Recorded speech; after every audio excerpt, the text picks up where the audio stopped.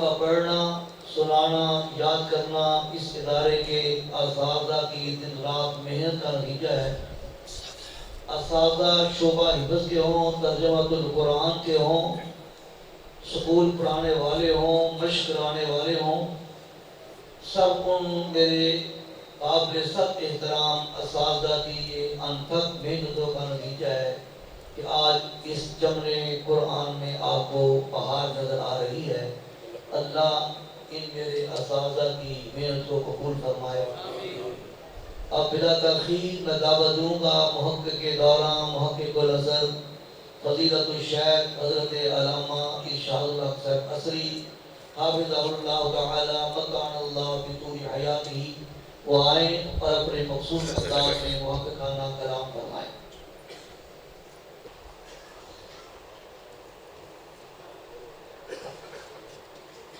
السلام علیکم ورحمۃ اللہ وبرکاتہ۔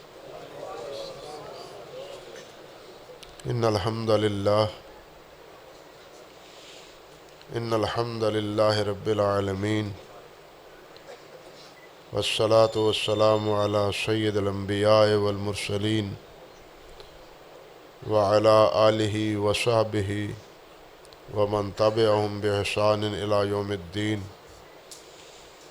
واشہد ان لا الہ الا اللہ وحدہ لا شریک لہ، واشہد ان محمدًا عبدہ ورسولہ، اما بعد، فاعوذ باللہ السمیع العلیم من الشیطان الرجیم، من حمزہ ونفخہ ونفثہ، بسم اللہ الرحمن الرحیم۔ الرحمن علم القرآن، خلق الانسان، علمہ البیان۔ محترم معزز سامعین کرام، عزیز طلباء، دیگر علماء و مشائخ اعظام،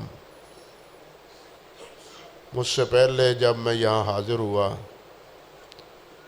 ہمارے الجامعۃ السلفیہ کے پرنسپل چودھری محمد یاسین صاحب حافظہ اللہ جس دل سوزی سے دلائل پر مبنی گفتگو فرما رہے تھے، شاید آپ نے اس کی حقیقت کو سمجھا ہے یا نہیں سمجھا، مگر امر واقعہ یہ ہے کہ ان کی گفتگو کے بعد مزید اس حوالے سے کچھ کہنے کی گنجائش انہوں نے نہیں چھوڑی۔ مجھے میرے عزیز، میرے بھائی سلفی صاحب نے حکم فرمایا تھا، تو ان کے گھرانے سے درینہ تعلق کی بنا پر میں حاضر خدمت ہو گیا ہوں، ورنہ میری صحت اجازت نہیں دیتی کہ میں گفتگو کروں یا کوئی مضمون آپ کے سامنے ادا کر سکوں۔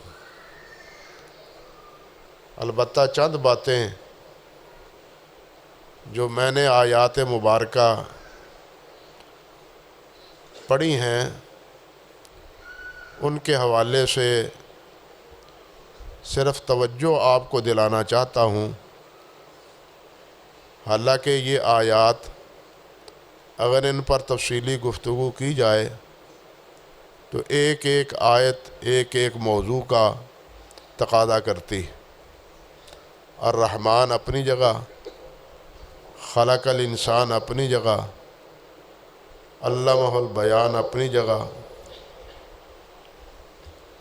اور اس سے پہلے علمہ القرآن اپنی جگہ۔ رحمان اللہ سبحانہ و تعالیٰ کا اس صفاتی اسم گرامی ہے، بلکہ بعض علماء نے تو اسے ذاتی اسم بھی قرار دیا ہے۔ ذاتی علم کون سا ہے، ذاتی اسم کون سا ہے، صفاتی اسم کون سا ہے، یہ علمی مباحث ہیں جسے نظر انداز کرتا ہوں۔ اللہ کے کچھ ذاتی اسماء مبارکہ ہیں اور کچھ صفاتی ہیں۔ بعض حضرات کی رائے ہے کہ الرحمن بھی اللہ ذوالجلال والاکرام کی اسی طرح ذاتی اسم ہے جس طرح کہ اللہ اسم ذاتی۔ قل ادعوا اللہ او ادعوا الرحمن ایما تدعوا فلہ الاسماء الحسنی، الرحمن کو پکارو یا اللہ کو پکارو، یہ سب اللہ سبحانہ و تعالیٰ کے اسماء ہیں۔ الرحمن وفور رحمت کا تقاضا کرتی، مبالغے کا صیغہ ہے، بہت زیادہ مہربان اور بہت زیادہ وافر رحمت کرنے والا۔ رحیم صفت فعلی ہے، رحیم الرحمن اور الرحیم صفت فعلی ہے، اور الرحمن یہ صفت ذاتی بھی ہے اور صفت صفاتی بھی ہے۔ اللہ اکبر کبیرہ۔ اس رحمان نے جس کی رحمت ہر چیز کو وسیع ہے، ہر چیز کو وسیع ہے، اور جس کی رحمت کے بغیر نہ ہم سانس لے سکتے ہیں، نہ آنکھ چھوک سکتے ہیں، نہ بول سکتے ہیں، نہ کچھ پا سکتے ہیں، یہ جو کچھ ہمیں حاصل ہے یہ سب اللہ رب العزت کی رحمت کا تقاضا ہے، اللہ کی رحمت کا نتیجہ ہے۔ نبی کریم صلی اللہ علیہ وسلم کی ایک دعا کے الفاظ ہیں کہ اللہ مجھے طرفت عین آنکھ جھپکنے کے برابر بھی میرے اپنے نفس کے سپرد نہ کیجیے، بلکہ اپنی رحمت کے زیر سایہ رکھیے۔ اللہم رحمتک ارجو فلا تکلنی الی نفسی طرفت عین واصلح لی شانی کلہ لا الہ الا انت۔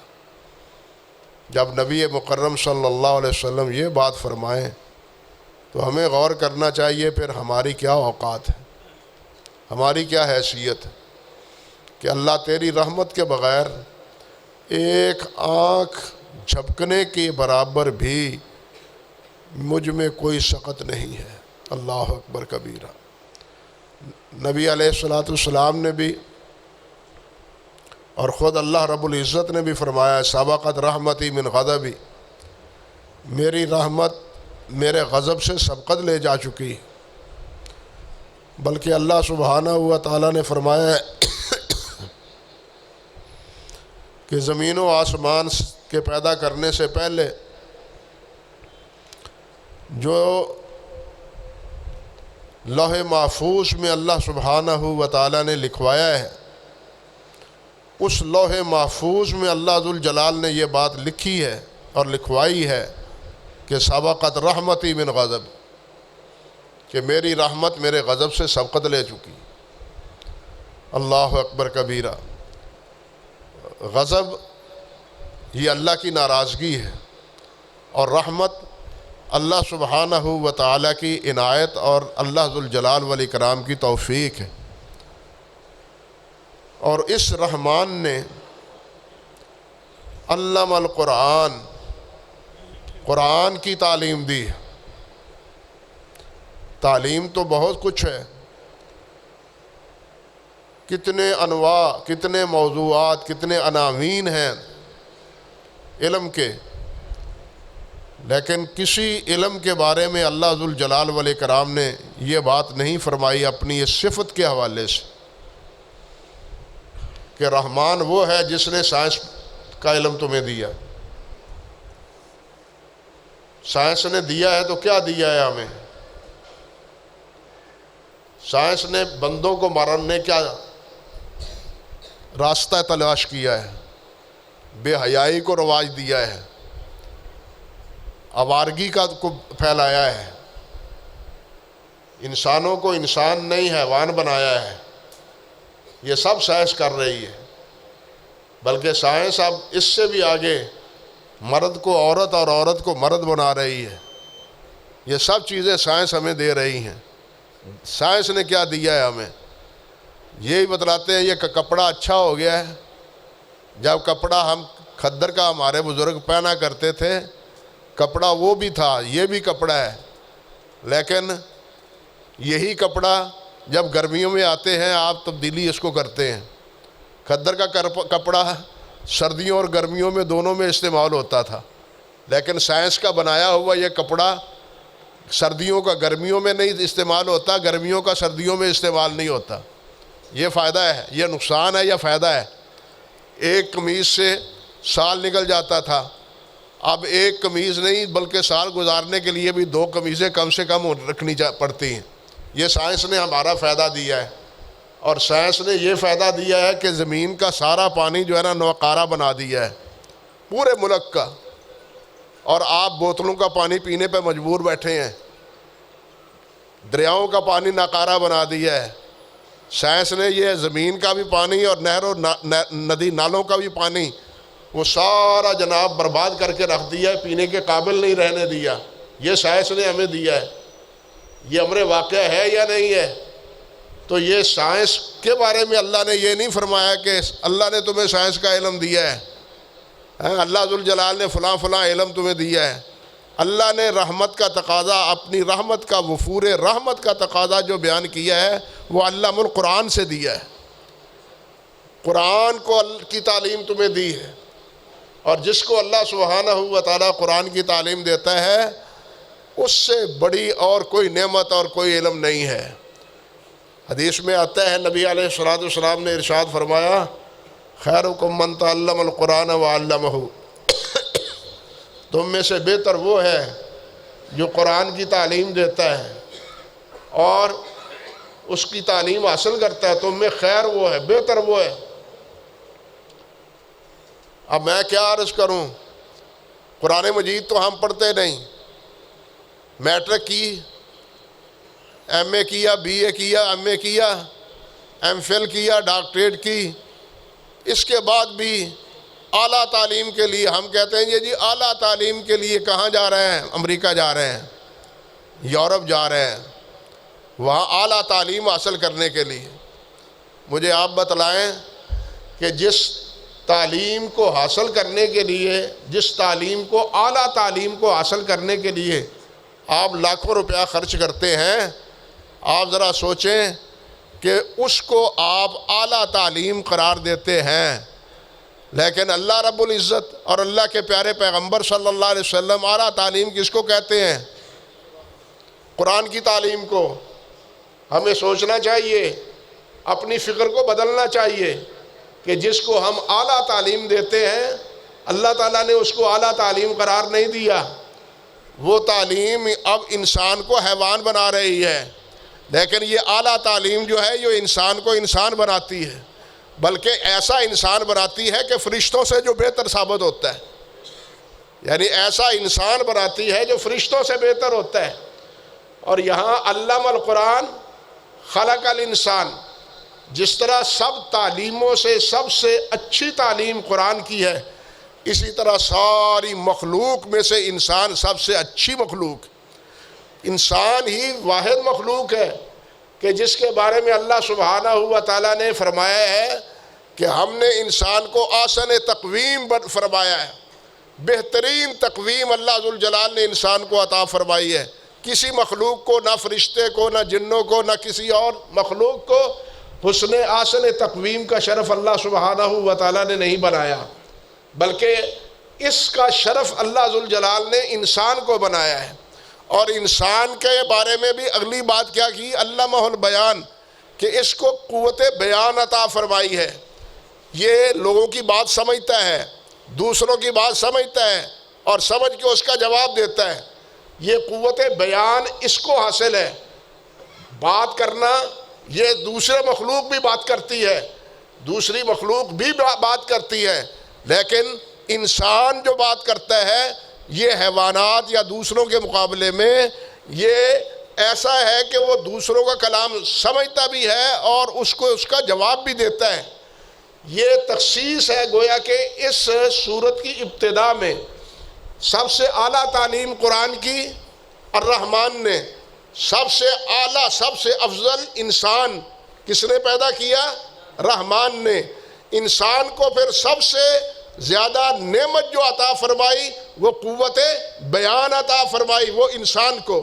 گویا یہ تینوں نعمتیں ذکر کر کے اللہ سبحانہ و تعالیٰ نے فرمایا ہے کہ یہ تینوں نعمتیں میری رحمانیت کا نتیجہ ہیں، میری رحمانیت کا نتیجہ ہے کہ میں نے انہیں یہ نعمتیں عطا فرمائی ہیں، لیکن ہم ان نعمتوں کو حاصل کرنے کی کوشش نہیں کرتے۔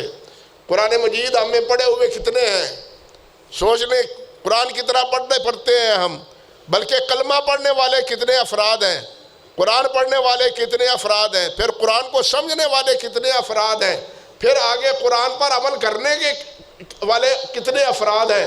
کیونکہ قرآن کا پڑھنا صرف یہی نہیں، بلکہ قرآن نے اللہ کے نبی نے صلی اللہ علیہ وسلم نے علمہ القرآن فرمایا ہے، قرآن کی تعلیم دی ہے، یہ نہیں فرمایا کہ اس کو قرآن پڑھایا ہے۔ قرآن پڑھنا، قرات قرآن اور تعلیم قرآن دو علیحدہ چیزیں ہیں، بات سمجھئے، قرات قرآن اور تعلیم قرآن دو علیحدہ چیزیں ہیں۔ قرات ہے صرف پڑھ لینا، میرے برخوردار عزیزو، حفظ کرنا یہ قرات ہے، لیکن اس کے معانی سمجھنا، اس کے مطالب کو سمجھنا یہ تعلیم قرآن ہے۔ تعلیم قرآن جب تک نہ ہو، محض الفاظ کی دہرائی برکت کا ذریعہ ضرور ہے، ثواب کا ذریعہ ضرور ہے، لیکن محمود اسی وقت ہے جس وقت اس کی تعلیم حاصل کی جائے، اور تعلیم حاصل کرنے کے ساتھ ساتھ پھر اس پر عمل کیا جائے۔ وہ حدیث یاد رکھیں، یہ علم ایسا ہے جیسے نبی علیہ السلام نے فرمایا کہ قیامت کے دن انسان اپنی پاؤں کی مٹی نہیں چھوڑے گا جب تک اس سے چار چیزوں کا سوال نہیں کر لیا جائے گا۔ پہلی چیز کہ تمہیں پیدا کیا تھا تو تم نے کیا کیا ہے، دنیا میں آ کے کیا کیا ہے۔ انسان کو اللہ تعالیٰ نے امتحان کے لیے پیدا کیا ہے کہ یہ اطاعت گزار ہے، مسلمان ہے، فرمانبردار ہے، یا کافر ہے، یا ناشکرہ ہے۔ یہ ہے انسان کا مقصد۔ پوچھا جائے گا کہ تو نے یہاں دنیا میں پیدا آ کے کیا کیا ہے، دوسرا کیا ہے، یہ مال کہاں سے تم نے کمایا ہے، اور تیسرا یہ کہ تم نے مال کہاں خرچ کیا ہے۔ مال کے بارے میں دو سوال، ایک کہاں سے کمایا، اور تیسرا کیا کہاں صرف کیا، اور چوتھا کیا کہ جو تم نے پڑھا ہے، جو تم نے تعلیم حاصل کی ہے، اس پر عمل کتنا کیا ہے۔ امام فضیل بن عیاض رحمۃ اللہ علیہ فرمایا کرتے تھے، او علماء کرام، کم سے کم علم کی زکوٰۃ بھی ادا کر دیا کرو۔ مال کی زکوٰۃ ہی نہیں، علم کی بھی زکوٰۃ ہے۔ علم کی زکوٰۃ یہ ہے کہ اس علم پر بھی 2.5% کم سے کم عمل کیا جائے، زیادہ نہیں تو 2.5% تو اس پر عمل کیا جائے۔ اگر 2.5% عمل کر لیا جائے تو پھر آہستہ آہستہ علم جس طرح جوں فراوانی ہوتی ہے، بڑھتا جاتا ہے، عمل کا دائرہ کار بھی اللہ کے فضل و کرم سے بڑھتا چلا جاتا ہے۔ تو عرض کرنے کا مقصد یہ تھا میرے بھائی کہ اللہ تعالیٰ نے اپنی صفت رحمانیت کا تذکرہ ان تین چیزوں کے ساتھ کیا ہے۔